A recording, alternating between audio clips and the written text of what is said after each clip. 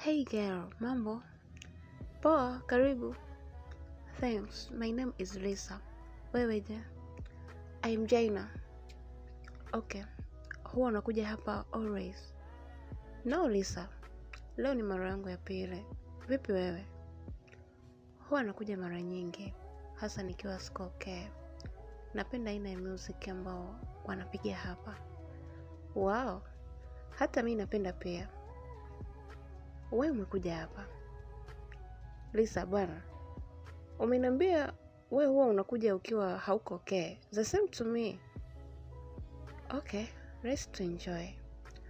Ilikuwa first time kukutana baina ya Lisa na Jaina.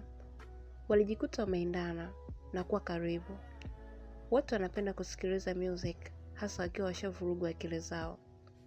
Kila mtu alikuwa busy akisikiliza music. Ilipita nusu saa, wakawa bado wanaendelea kuenjoy. Lisa alikuwa akiimba pia, huku akitikisika kichwa kwa ishara ya kucheza, lakini machozi yalikuwa yanamtoka. Jaina alimtazama kwa muda mrefu, akamsogelea. Lisa, vipi? Why you cry? Jaina, I told you kwamba huwa nakuja hapa nikiwa siko okay. Ni sawa, wewe unalia sasa. Mimi siwezi bwana kuvumilia kumwona mtu analia karibu yangu.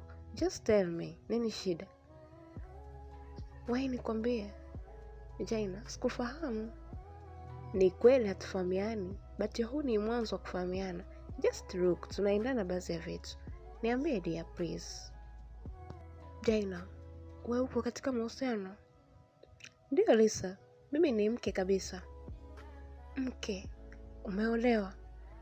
Ndio, ndoa kabisa ya kidini. Hongera na pole. Maana huwa hata sijui mapenzi yanataka nini. Umepiga hatua katika mahusiano kwa kweli. Wala hakuna haja ya kunipa hongera Lisa. Naijutia ndoa yangu. Kwa nini unajutia Jaina? Nitakwambia, niambie kwanza, una nini mpaka unalia? Since day one nimeanza mapenzi. Na hisi sikuwahi kupenda kama sasa hivi. Nimeshapoteza mahusiano mara mbili, but I don't care.